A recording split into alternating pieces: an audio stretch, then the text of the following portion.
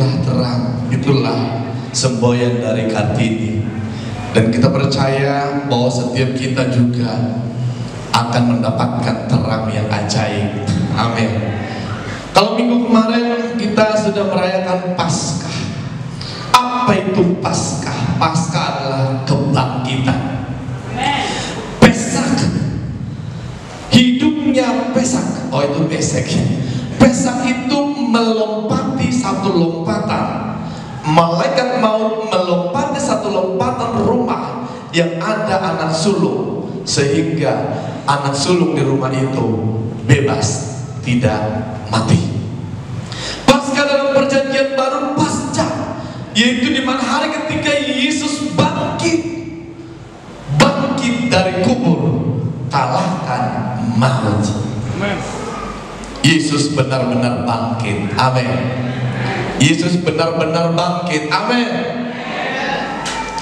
Sebab Dia hidup, doa, ada hari esok. Sebab Dia hidup. Tepuk tangannya dong. Ku tak gentar, karena ku tahu Dia pegang hari esok. Hidup jadi berarti sebab Dia hidup. Sekali lagi, yes. Tepuk tangan. Sebab Dia hidup, sebab Dia hidup, ada hari esok. Sebab Dia hidup, ku tak gentar, karena ku tahu Dia pegang hari esok. Hidup jadi berarti sebab Yesus hidup. Jadi berarti sebab Dia hidup. Kubur kosong membuktikan Yesus hidup. Yesus benar-benar hidup. Meskipun ada hoax pada saat itu mengatakan bahwa mayat Yesus dicuri, itu hoax. Benar-benar Yesus hidup. Katakan, Yesus hidup. Kubur kosong membuktikan Yesus hidup. Dan yang kedua, saya akan sampaikan kepada kita, apakah benar-benar Yesus hidup? Baik, puji Tuhan, saya mau memberikan tema perjalanan dari 3 pelajaran dari perjalanan ke Emmaus. Amin. Nah, kita buka firman Tuhan, Injil Lukas pasal 24 ayat pertama mulai sampai ayat 35, tapi kita baca mulai 30 dan 34. Nanti akan saya coba ringkas, nanti akan saya jelaskan. Semua kita bangkit berdiri. Kita boleh sama-sama bangkit berdiri. Boleh baca Alkitabnya, boleh baca ke depan yang sudah melihat di layar. Kita baca bersama-sama. Kaum pria ayat 30, kaum wanita ayat 31. Kaum pria mulai 2, 3 ya.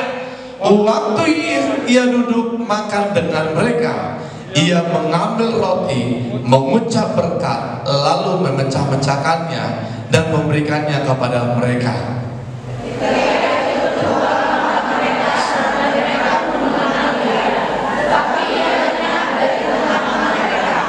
Kata mereka seorang kepada yang lain, bukankah hati kita berkobar-kobar ketika ia berbicara dengan kita di tengah jalan, dan ketika ia menerangkan kitab suci kepada kita?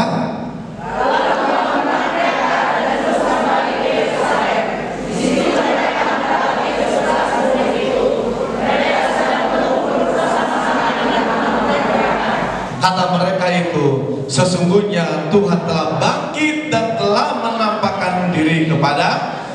Diberkati saudara dan saya membaca merenungkan firman Allah. Sesungguhnya Tuhan telah bangkit. Tuhan telah bangkit dan Tuhan benar-benar Sebab kalau Yesus tidak bangkit, maka sia-sialah kepercayaan kita. Tetapi yang benar kata firman Tuhan, Yesus telah bangkit sebagai yang sulung di antara kita. Berarti ada kebangkitan suatu kelak nanti. Saudaraku, saya sedikit menjelaskan perjalanan ke Emmaus ini. Dua orang murid Yesus, Kleopas dan temannya, mereka meninggalkan Yerusalem menuju ke Emmaus. Kalau kita baca mulai dari ayat pertama, itu diperkirakan 7 mil. 7 mil itu kali 1,5 km, ya 11,5, 12 km. Mereka berjalan selama 12 km dari Yerusalem menuju ke Emmaus. Kenapa mereka pulang ke Emmaus? Ada satu berita yang menggemparkan dunia pada saat itu. Mungkin ya headline newsnya, Yesus dicuri. Berita ini menggemparkan, bahkan murid-murid Yesus terancam. Sehingga Kleopas mengatakan dengan temannya, ayo kita pulang kampung saja. Mereka pulang bercerita. Kleopas dan temannya bercerita. Di tengah-tengah perjalanan mereka bercerita, waduh saudara, waduh parah nih, kita tim suksesnya Yesus malah Yesus disalib. Gak jadi dong kita berdiri. Udah mereka sedang dalam percakapan mereka, Yesus tiba-tiba hadir. Dan dikatakan bahwa ada yang menutupi mata mereka, sehingga mereka tidak mengenal siapa Yesus. Bayangkan, mereka sedang membicarakan Yesus. Yesus bertanya, sedang apakah kalian membicarakan apa? Kalau saya bilang, gosipin saya ya. Gosipin saya. Tapi Yesus katakan, sedang apa? Membicarakan apa? Gitu. Kleopas bilang, apakah engkau salah seorang dari penghuni Yerusalem yang tidak tahu kejadian di mana aja lo? Lu punya ini enggak? Kota nggak tahu ya berita di internet? Nggak tahu ada satu berita bahwa Yesus katanya bangkit. Ada yang bilang Yesus dicuri. Wah, datang Yesus memberikan suatu pemahaman kepada mereka. Singkat cerita, mereka dikatakan tibalah, sudah hampir tiba di satu tempat, yaitu menuju Emmaus. Yesus sedang sengaja mau meneruskan perjalanan. Kleopas bilang, bagaimana kalau kita tinggal dulu di rumah kami? Ini udah malam loh. Jadi ada kebiasaan di Yahudi yang namanya hospitality. Hospitality itu adalah satu rumah tinggal. Jadi kalau punya rumah, biasanya ada dibuat satu tempat tinggal khusus untuk tamu. Jadi memang kebiasaan adat istiadat Yahudi itu ada satu tempat tinggal khusus untuk tamu, siapapun dilayani itu. Kebiasaan itu, makanya ketika Yusuf dan Maria mau melahirkan, mereka menggedor pintu di Bethlehem satu persatu. Oh, tidak ada tempat penginapan. Oh, terpenuh karena semua pada pulang. Jadi memang luar biasa penerimaan mereka. Singkat cerita, mereka melaksanakan perjamuan kudus. Yesus memecahkan roti. Muncullah ayat ini. Mereka duduk, Yesus memecahkan roti. Baru kayaknya dulu Yesus sebelum mati kan memecahkan roti. Cara memegang rotinya, memecahkan rotinya, memberi mengucap berkat. Barulah mereka sadar, oh ternyata yang jalan sama kita ini Yesus loh. Dia bangkit. Benar apa kata Simon, Yesus bangkit. Maka hati mereka berkobar-kobar, saudaraku. Mereka menjadi saksi yang mereka tadinya tidak ada pengharapan lagi. Mereka menjadi saksi mata bahwa Yesus benar-benar bangkit. Bangkit dari kubur. Berikan kemuliaan yang meriah bagi Yesus, Tuhan.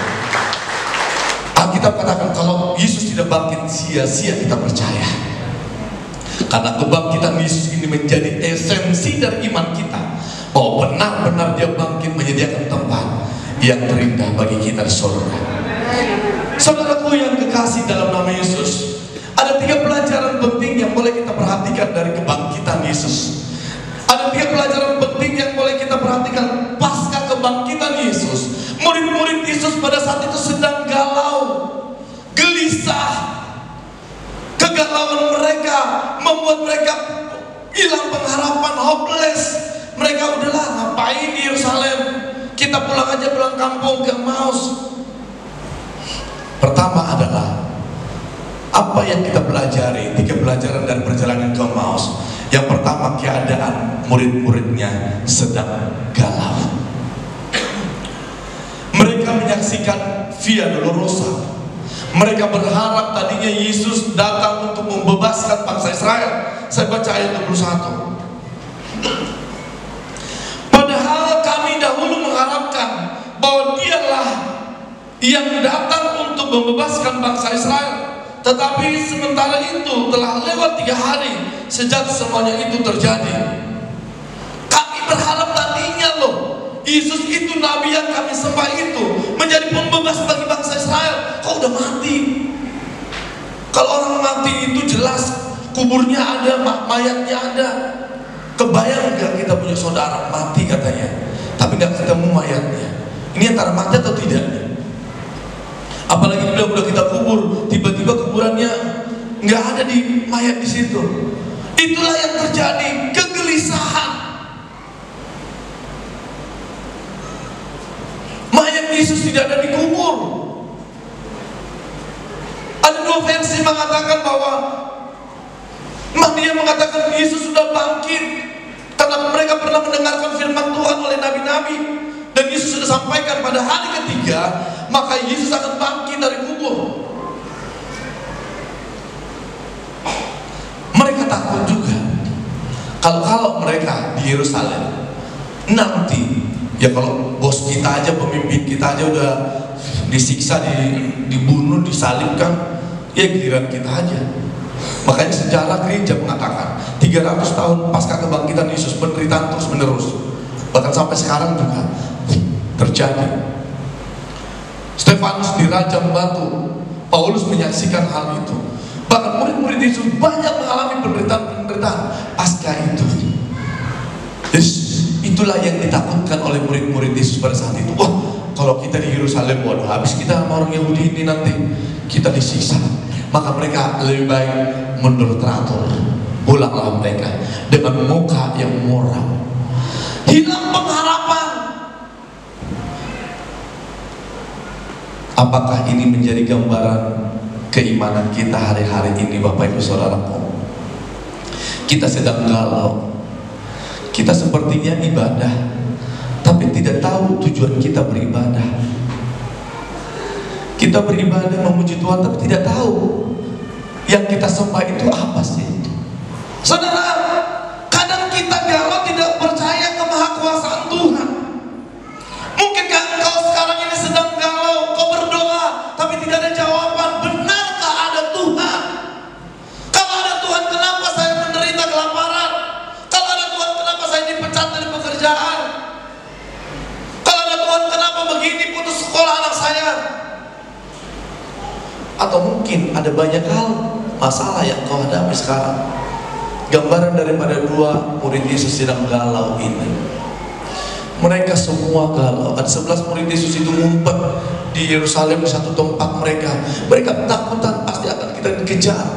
Yang 2 orang ini tidak termasuk pada 12 murid Yesus ini, Kleopas dan temannya.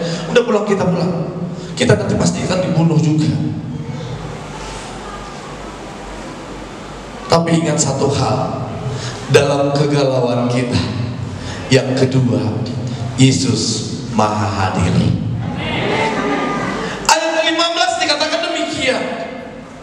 Ketika mereka sedang bercakap-cakap, bertukar pikiran, datanglah Yesus sendiri mendekati mereka, lalu berjalan bersama-sama dengan mereka. Ketika lukanya mereka muram, mereka tidak ada lagi pengharapan.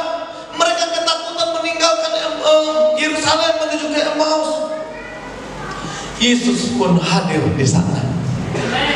Yesus hadir di sana. Kalau engkau sedang punya masalah, galau, percayalah ketika engkau membicarakan firman Tuhan, ketika engkau membicarakan Yesus, Yesus pun akan hadir di sana. Yesus hadir memberikan penerangan diskriminasi bagi engkau. Jangan bicarakan tentang kamu. Udah kau punya masalah, tetangga dilarang disalahin. Kalau ada masalah dalam keluarga, bicarakan Yesus bersama suami. Kenapa ya rezeki kita mandek ya? Kenapa ya ini kita seperti ini ya?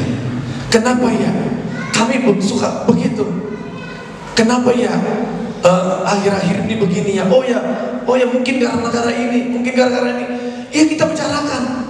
Ketika kita bicarakan Yesus, Yesus hadir di sana, memberikan pengharapan yang tadinya mendesu masa depan suram, masa depan yang penuh pengharapan, masa depan cerah. Dua murid Yesus ini, mereka mukanya muram, tidak ada pengharapan, tapi Yesus hadir. Yesus tidak hanya maha kuasa, Yesus tidak hanya maha kasih, tapi Yesus juga adalah maha hadir. Dia hadir ketika kita membicarakan tentang Dia. Dia mau meluruskan apa pemahaman kita tentang Yesus. Mereka sedang keliru pemahamannya tentang Yesus. Yesus dicuri, mayat Yesus dicuri. Dua pemikiran ini membuat mereka mukanya muram. Antara Yesus dicuri, kalau dibangkit, bangkit. Apa benar bangkit? Kalau bangkit masih nggak kelihatan. Tapi Yesus datang memberikan pengharapan yang baru bagi mereka. Saudara, dalam masalah, bicarakan Yesus. Yesus pasti hadir. Amin. Ketika engkau ada masalah, bicarakan Yesus. Bicara firman Tuhan. Yesus hadir akan menghampiri engkau. Di mana 2-3 orang berkumpul dalam namaku, di situ aku ada. Matius 18 ayat 20. Ketika engkau 2 orang berbicara dalam nama Yesus, Yesus pun hadir. Yesus tidak suka meninggalkan orang yang berbicara tentang Dia. Ketika kita berbicara tentang Dia, Yesus pun hadir meluruskannya. Apa sih yang ngomongin? Dia luruskan pemahaman kita tentang Dia. Makanya kalau engkau membaca firman Tuhan, kau bilang aku nggak tahu, nggak belajar teologi, baca aja firman Tuhan. Tuhan nanti akan memberikan penerangan. Tuhan tiba-tiba, iya ya. Saya ketika saya baca ini, apa sih mau saya khotbahin tentang ini? Apa sih yang saya dapat saya bacain? Oh iya ya. Mereka sedang galau. Oh, ketika mereka galau, mereka ditemui Yesus karena mereka bicara firman Tuhan. Tuhan berjanji, aku menyertai engkau sampai akhir zaman. Tuhan tidak pernah meninggalkan kita. Tadi malam saya katakan sama pemuda, menyertai itu artinya begini. Menyertai bersama. Ketika Freddy sedang ke kebun, Tuhan bersama saya. Ketika saya sedang menghadapi masalah, Tuhan bersama saya. Itu menyertai. Artinya kalau Tuhan bersama saya menghadapi masalah, masa Tuhan tidak bela saya? Inilah penyertaan Tuhan. Makanya dalam setiap persoalan kita, pastikan engkau hadir, undang Yesus hadir dalam hidup. Tuhan sudah katakan, mari kepada aku semua yang letih lesu dan berbeban berat, aku akan memberikan kelegaan kepadamu. Pikulah kuk yang kupasang dan belajarlah kepadaku, maka engkau akan mendapatkan ketenangan. Sebab kuk yang kupasang enak dan bebanku pun ringan. Ada beban dari Tuhan yang tidak berat, yang kita katakan wah berat sekali, tapi sesungguhnya lebih berat beban kita daripada kuk yang Tuhan pasang bagi kita. Yang pertama tadi adalah keadaannya sedang galau, Yesus hadir. Yang ketiga ada transformasi. Galau, putus asa, Yesus hadir bersama-sama Yesus mereka, maka ada satu perubahan yang signifikan.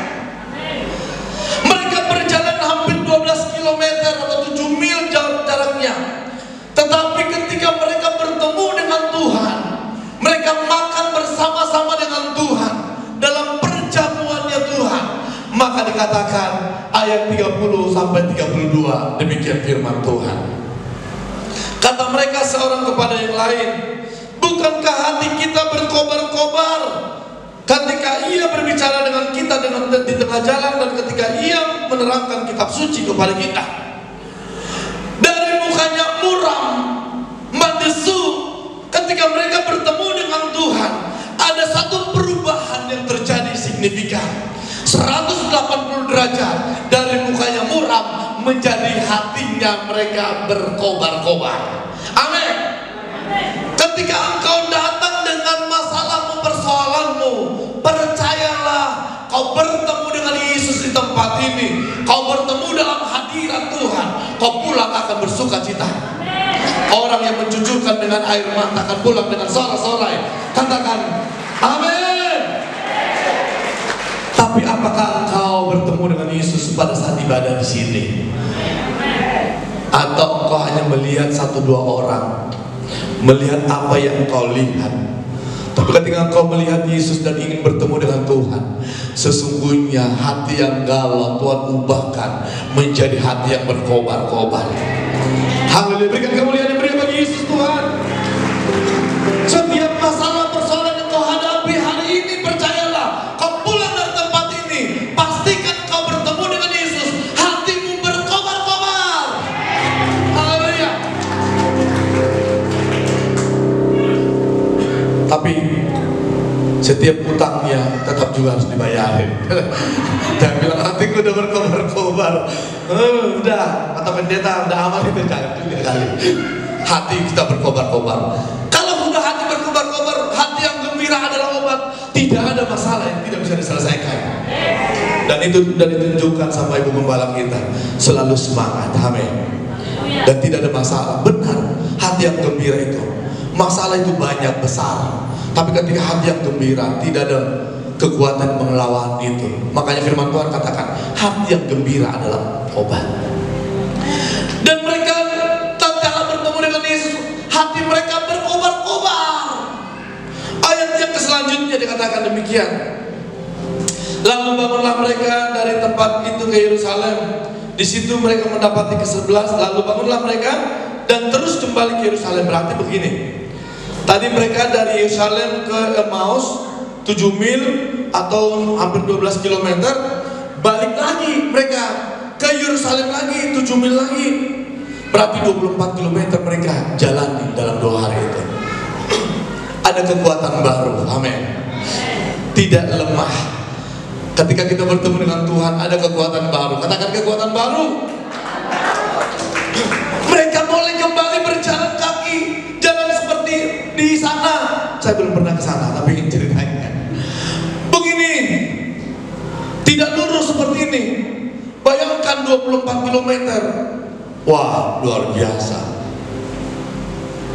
Dan luar biasanya, mereka mau kembali ke tempat konflik. Yerusalem tadi tempat konflik, di mana mereka tadi menghindar dari Yerusalem ke Emmaus untuk menghindar supaya mereka tidak dihina, disalibkan sama seperti Yesus. Bahkan mereka kembali. Artinya apa? Ketika kita bertemu dengan Yesus, hati kita berkobar-kobar. Kita berani menghadapi masalah, tidak mau menghindar dari masalah. Amin. Ada kekuatan baru, Tuhan beserta kita, sehingga kita bisa menghadapi masalah itu dengan aman, tentram, selesai. Dan mereka pun kembali menceritakan kepada 11 murid-murid Yesus yang sedang ngumpet di satu tempat. Dikatakan ayat yang terakhir demikian, ayat 34. Kata mereka itu, sesungguhnya Tuhan telah bangkit dan menampakkan diri kepada Simon. Lalu kedua orang itu pun menceritakan apa yang terjadi di tengah jalan, bagaimana mereka mengenal Dia pada waktu Ia memecah-pecahkan roti. Dan mereka pun bersaksi. Katakan bersaksi. Orang yang galau bertemu dengan Yesus, hati mereka berkobar-kobar, ada kekuatan baru, keberanian. Mereka juga bersaksi. Jadi orang yang bersaksi adalah orang yang sudah memiliki perjumpaan pribadi dengan Tuhan. Orang yang bersaksi adalah orang yang mempunyai pengalaman pribadi dengan Tuhan. Kalau orang punya pengalaman pribadi dengan Tuhan, dia tidak takut. Kenapa? Dia sadar bahwa Tuhan menyertai hidupnya. Makanya kenapa orang dikit-dikit ngambek? Karena dia tidak punya pengalaman pribadi dengan Tuhan. Tersinggung dengan hamba Tuhan A, tinggalkan gereja. Tersinggung dengan gembala, tinggalkan gereja. Tapi orang sudah kenal dengan Tuhannya, dia akan berakar di dalam gereja. Amin. Amin. Amin. Gereja Pentakosta ini tempat berakar dan bertumbuh dalam hidup kita. Pentakosta J. Yang pertama, pelajaran dari perjalanan ke Emmaus yang pertama apa? Keadaan galau. Yang kedua, Yesus maha hadir. Yang ketiga, ada transformasi pemulihan. Saya mau katakan, ada Yesus di tempat ini. 2-3 orang berkumpul dalam namaku, bicarakan Yesus, ada Yesus di tempat ini. Apapun masalahmu, percayalah, pastikan engkau bertemu dengan Yesus. Sehingga tatkala ada pun orang mengecewakan engkau, karena Yesus hatimu berkobar-kobar. Meskipun ada hamba Tuhan mengecewakan engkau, kalau tidak langsung tinggalkan gereja ini, tapi engkau percaya bahwa Yesus ada di tempat ini, hatiku berkobar-kobar. Apapun kata orang, aku tetap memandang Yesus. Tempat ini bagiku tempat untuk bertumbuh. Haleluya. Ada pemulihan. Semua dimulihkan, amin. Yang rindu dimulihkan, berikan kemuliaan dan berikan bagi Yesus. Haleluya. Sukses dalam segala hal. Terpuji Tuhan. Sedang semua makin berdiri.